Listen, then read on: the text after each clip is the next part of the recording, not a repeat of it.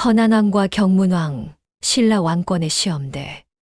857년 9월 문성왕의 임종이 다가왔습니다. 왕은 마지막 유언을 남겼습니다. 내 뒤를 이을 자는 숙부 의정이다. 이렇게 허난왕이 왕위에 올랐습니다. 그의 이름은 의정 또는 우정이라 불렸습니다. 신무왕의 배다른 동생이었던 그는 어머니 조명부인을 통해 왕실의 혈통을 이었습니다. 즉 이후 그는 죄수들을 사면하고 이찬 기만을 상대 등으로 삼으며 새로운 시작을 알렸습니다. 하지만 허난왕의 치세는 순탄치 않았습니다. 858년 여름 4월에 서리가 내렸고 5월부터 7월까지 단 한 방울의 비도 내리지 않았습니다. 당성군의 남쪽 한가에는 길이 40보, 높이 6장에 달하는 거대한 물고기가 나타났습니다. 불길한 징조였습니다. 859년 봄, 백성들은 굶주림에 시달렸고 왕은 급히 진유를 명했습니다. 제방을 수리하고 농사를 권장했지만 하늘의 뜻은 쉽게 돌아서지 않았습니다. 860년 9월, 운명적인 만남이 펼쳐집니다. 왕은 임해전에 여러 신하를 모았습니다. 그 자리에 15살의 왕족 응념이 참석했습니다. 왕이 물었습니다. 너는 여기저기 배우러 다닌 게 한참 되었다는데 제대로 배울 만한 사람을 만난 적이 없느냐? 응념이 침착하게 대답했습니다. 신은 일찍이 세 사람을 보았는데 잠못 배울 만한 행실이 있다고 여겼습니다. 어떤 것인가? 한 사람은 고귀한 집안의 자제로서 다른 사람과 사귐에 있어 자기를 앞세우려 하지 않고 남의 아래에 자리하였습니다. 한 사람은 집에 재산이 많아 옷에 사치할 수 있는데도 늘 삼배와 모시옷으로 스스로 즐거워하였습니다. 또 한 사람은 권세와 영화를 누리면서도 그 힘으로 사람을 억누르는 일이 없었습니다. 왕은 깊은 감명을 받았습니다. 왕후에게 귓속말로 속삭였습니다. 내가 많은 사람을 보았지만 응념만한 이는 없었소. 왕은 결심했습니다. 바라건대 너는 몸조심을 하거라. 나에게 딸이 있으니 그대의 배필로 삼게 하겠다. 왕은 다시 술자리를 베풀고 말했습니다. 나에게 두 딸이 있는데 큰아이는 올해 20살이고 동생은 19살이다. 그대 마음에 드는 대로 장가를 들라. 응념은 곤혹스러웠습니다. 집에 돌아와 부모에게 알렸습니다. 부모가 조언했습니다. 듣건대 왕의 두 딸의 얼굴은 언니가 동생만 못하다고 하니 만약 부득이하다면 마땅히 그 동생에게 장가드는 것이 좋겠다. 그러나 응념은 여전히 망설였습니다. 그는 흑륜사의 스님을 찾아갔습니다. 스님이 말했습니다. 언니에게 장가들면 3가지 이로움이 있을 것이고 동생에게 장가들면 반대로 3가지 손해가 있을 것입니다. 응념은 왕에게 아뢰었습니다. 신은 감히 스스로 결정하지 못하겠으니 오직 왕의 명령을 따르겠습니다. 이에 왕이 큰딸 영화 부인을 그에게 시집 보냈습니다. 861년 1월 허난왕의 병세가 위독해졌습니다. 침상에 눈 왕이 좌우 신하들에게 유언을 남겼습니다.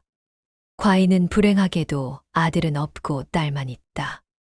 우리나라의 예실에 비록 선덕과 진덕의 두 여왕이 있었다고는 하나 그것은 암탈기 새벽을 알리는 일에 가까우니 본받을 수 없다다. 사위응념은 나이는 비록 어리지만 어른스러운 덕성을 지녔으니 그대들이 그를 왕으로 세워 섬긴다면 반드시 조상의 위대한 업적을 떨어뜨리지 않을 것이고 과인이 죽더라도 또한 이름을 오래 남길 것이다. 1월 29일 허난왕이 세상을 떠났습니다. 공작지에 장사를 지냈습니다. 응념, 이제 경문왕이 되었습니다. 희강왕의 손자이자 아찬 계명의 아들이었던 그는 장인의 유지를 받들어 왕위에 올랐습니다. 861년 3월 새 왕은 무평문에 행차하여 죄수를 크게 사면했습니다. 862년 이찬 김정을 상대 등으로 아찬 위진을 시중으로 삼으며 인사를 단행했습니다. 당나라에 사신을 보내려 했으나 7월에 파견된 아차한 불량 일행이 바다에 빠져 죽는 비극이 일어났습니다. 863년 왕은 국학에 행차하여 박사 이하 여러 사람에게 경전의 뜻을 강론하게 했습니다. 학문을 중시하는 왕의 뜻이 드러난 순간이었습니다. 겨울 10월에는 복숭아꽃과 자두꽃이 피고 11월에는 눈이 오지 않는 이상 기후가 계속되었습니다. 그해 왕은 큰 결정을 내렸습니다. 영화 부인의 동생 허난왕의 둘째 딸을 둘째 왕비로 맞아들인 것입니다. 어느 날 왕이 흑륜사 스님을 불러 물었습니다. 대사가 전에 말한 세 가지 이로움이란 무엇입니까? 스님이 웃으며 대답했습니다. 그 당시에 왕과 왕비께서 당신들 뜻대로 된 것을 기뻐하여 총애가 더욱 깊어졌으니 이것이 첫째 이로움이고 이로 인하여 왕위를 이었으니 이것이 둘째 이로움이며 마침내 저번에 바라던 작은 딸에게 장가들 수 있게 되었으니 이것이 셋째 이로움이지요. 왕이 크게 웃었습니다. 모든 것이 운명이었습니다. 864년 2월 왕은 가문사에 행차하여 바다를 향해 망제를 지냈습니다. 삼국 통일을 이룬 문무왕의 대왕함을 향한 예였습니다. 865년 4월 당 의종이 사신 호기후와 배광을 보내왔습니다. 선왕을 애도하는 제사를 지내고 부의로 천피를 주었습니다. 왕은 계부이동 3사 검교태위 지절 대도독계림 주제군사 상주국 신라왕으로 책봉되었습니다. 관고 한 통, 정절 한 부, 비단 500필, 옷 2벌, 금은 그릇 7개를 받았습니다. 866년 정월 왕은 돌아가신 아버지를 의공대왕으로 추봉했습니다. 어머니 박씨 광화 부인을 광희왕 태후로, 부인 김씨를 문희왕비로 책봉했습니다. 왕자정을 세워 왕태자로 삼았습니다. 정월 15일 황룡사에서 연등회를 거행하고 백관들과 잔치를 벌였습니다. 그러나 평화는 오래 가지 않았습니다. 866년 10월 이찬 유능과 그의 아우 숙흥, 계흥이 반역을 꾀했습니다. 일이 발각되자 그들은 대산군으로 도망쳤습니다. 왕이 명을 내려 추격했습니다. 반역자들을 체포하여 수레에 묶어 찢어 죽이는 거열형에 처했습니다. 왕권에 대한 도전은 용납될 수 없었습니다. 867년 왕은 임해전을 다시 수리했습니다. 하지만 5월에 서울에 전염병이 퍼지고 8월에는 홍수가 났습니다. 곡식이 여물지 않았습니다. 10월 왕은 사자를 보내 길을 나누어 백성을 위무하게 했습니다. 868년 1월 또다시 반란의 불씨가 일었습니다. 이찬 김해와 김현 등이 반역을 꾀하다 붙잡혀 죽임을 당했습니다. 왕권은 흔들렸지만 왕은 굳건했습니다. 그해 6월 충격적인 사건이 일어났습니다. 황룡사탑에 벼락이 친 것입니다. 선덕여 왕 때 건립된 9층 목탑, 신라 불교의 상징이 하늘의 분노를 받았습니다. 869년 7월 왕은 소판 김윤을 당나라에 보내 은혜에 감사했습니다. 말, 금, 은, 우황, 인삼과 각종 비단, 칼전대 등 수많은 박물을 바쳤습니다. 아울러 학생 이동 등 세 사람을 보내 학업을 익히게 하고 책값으로 은 300냥을 내려주었습니다. 870년 2월에는 사찬 기민을 당나라에 보내어 수기하게 했습니다. 이것이 신라의 마지막 수기였습니다. 5월 왕비 영화 부인이 세상을 떠났습니다. 허난왕의 맏딸이자 왕위에 오르게 해준 은인이었습니다. 왕의 슬픔은 깊었습니다. 871년 정월 왕은 결심했습니다. 황룡사탑을 고쳐 짓기로 한 것입니다. 친동생 김이용을 책임자로 삼았습니다. 선덕여 왕 때 처음 세워진 후 190여 년이 흐르고 문성왕 때 동북쪽으로 기울어진 탑을 바로 세우는 대역사였습니다. 873년 9월 마침내 공사가 마무리되었습니다. 9층으로 높이가 22장, 225척에 달했습니다. 철반 이상 42척, 이하 183척의 웅장한 목탑이 다시 하늘을 향해 솟아올랐습니다. 신라의 자존심이 회복된 순간이었습니다.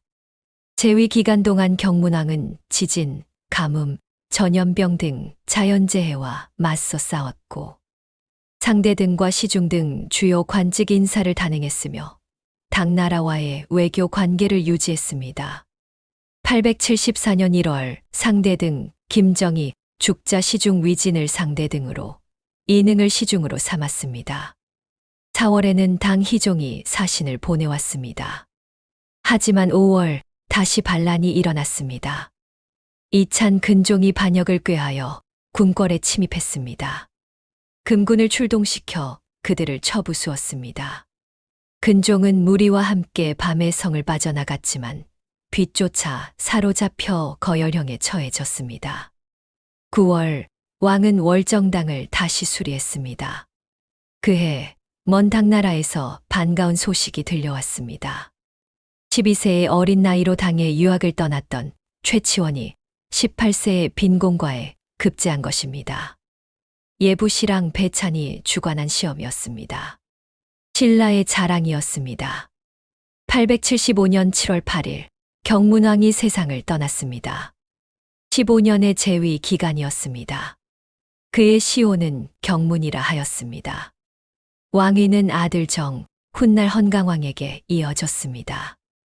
역사적 평가. 헌안왕과 경문왕의 시대는 신라 하대 왕권의 불안정성을 보여주는 전환기였습니다. 헌안왕은 여왕불가론을 명확히 하며 사위를 후계자로 지명했고 경문왕은 장인의 유지를 받들어 왕위에 올랐습니다. 경문왕은 잦은 반란을 강력히 진압하며 왕권을 지켰고 황룡사 9층 목탑 재건이라는 대역사를 완수하여 국가적 위상을 회복했습니다. 당과의 책봉 관계를 유지하고 학문을 장려했으며 최치원 같은 인재를 배출했습니다. 그러나 잦은 자연재해와 반란은 신라 말기의 혼란을 예고했습니다. 경문왕의 치세는 신라가 마지막 안정을 누린 시기였으며 그의 아들 헌강왕 대에 이르러 신라는 잠시 부흥의 빛을 보게 됩니다.